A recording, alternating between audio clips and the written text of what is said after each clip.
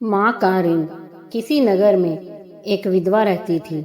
उसका 12 वर्ष का एक लड़का था, बड़ा ही होनहार और कुशाग्र बुद्धि। माँ चाहती थी मेरा बेटा पढ़ लिख कर खूब नाम कमाए, इसलिए उसे एक अच्छी पाठशाला में पढ़ने के लिए भेज दिया। घर में ज़्यादा धन संपत्ति नहीं थी, फिर भी लड़के के पिता इतना पैसा छोड़ गए थे कि जिससे माँ बेटे का गुजारा मजे से चल रहा था। बेटे को पढ़ाने के लिए माँ अपने ऊपर कम से कम खर्च करती थी। वह हर तरह से बेटे को सुख सुविधा पहुंचाने में लगी रहती थी। समय अपनी गति से चलता रहा। विधवा का बेटा 16 साल का हो गया। वह पाठशाला के अच्छे छात्रों में था। माँ अपने बेटे की प्रशंसा सुनती तो आंखों में खुशी के आंसू छलछला आते। आचार्य को भी शिष्य पर गर्व था।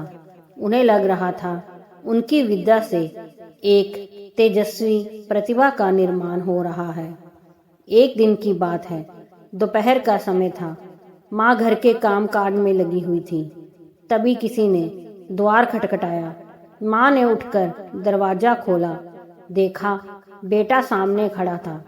बेटे को देख माँ अंदर से कांप सी गई। यह समय तो उसके पढ़ने का था। वह शाम को ही पाठशाला से लौटकर आता था। आज असमय क्यों लौट आया, पता नहीं क्या हुआ। बेटा अनमना सा घर के अंदर आ गया। माँ ने प्रश्नों की झड़ी सी लगा दी। उदास क्यों हो? आज इतनी जल्दी पाठशाला से क्यों लौट आए? क्या गुरुजी कहीं बाहर गए हैं या और कोई बात है? कुछ क्षण बेटा चुप रहा, फिर बोला, माँ आज मैं धर्मशास्त्र पढ़ रहा था। उसमें लिखा था अपने माता पिता और ईश्वर की पूजा करो, उनसे बढ़कर। कुछ क्षण बेटा चुप रहा, फिर बोला, माँ आज मैं धर्मशास्त्र पढ़ रहा था। उसमें लिखा था अपने माता पिता और ईश्वर की पूजा करो, उनसे बढ़कर ना कोई तीर्थ है ना मंदिर। यही बात पढ़कर मैं घर चला आया। माँ अब तुम बताओ, एक समय में एक की ही पूजा हो सकती है, दो की पूजा मुझे कठिन लगती है। समझ नहीं आता माँ की पूजा करूं या ईश्वर की। माँ तुम एक काम करो, तुम ईश्वर से मुझे मांग लो या मुझे ईश्वर को सौंप दो। बेटे की बात सुनकर माँ ठगी सी रह गई। उसे लगा मेरा बेटा सिर्फ बेटा नहीं, यह युवा अवस्था में ही महान संत का बाणा भी धारण किए हैं। इसे बांध कर नहीं रखा जा सकता।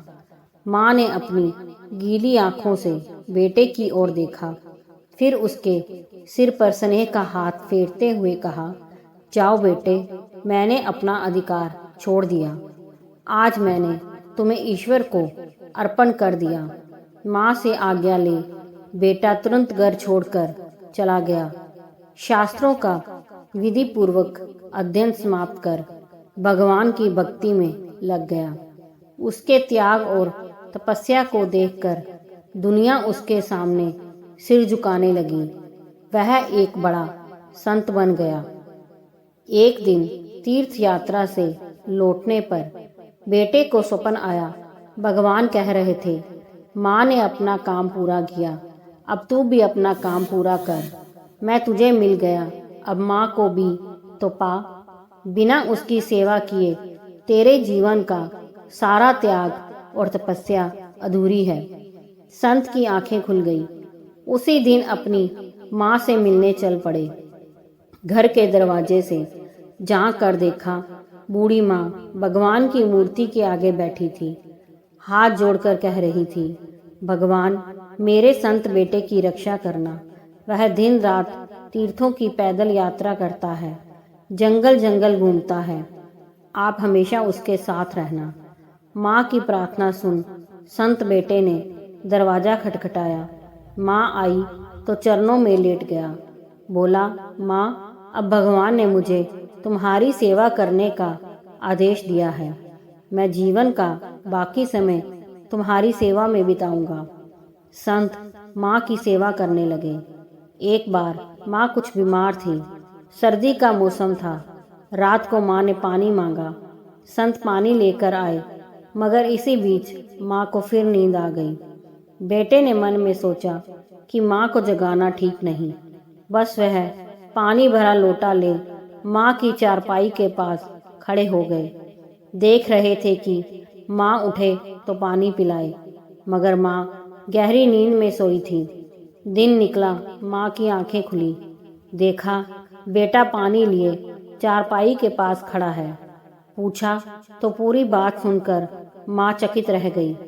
सोचने लगी, मुझे पानी पिलाने के लिए मेरा बेटा रात भर खड़ा रहा। बेटे की भक्ति से द्रवित हो माँ उसे दुआएं देने लगी। बेटे ने कहा, माँ तुम्हारे पास मेरे लिए दुआएं ही दुआएं हैं। मैं यह ऋण इस जन्म में कैसे चुकाऊंगा। लो, आज मैं अपनी सारी तपस्या, भक्ति और अपने ईश्वर को तुम्हें अर्पित करता हूँ। तुमसे बड़ा आराध्य और कौन होगा। कहते हुए बेटे ने माँ के चरण पकड़ लिए। बेटे की श्रद्धा और भक्ति के आगे सूरज का फूटता उजाला भी फीका पड़ गया। दोस्तों, अगर कहानी पसंद आई हो तो लाइक, सब्सक्राइब, शेयर जरूर कीजिए।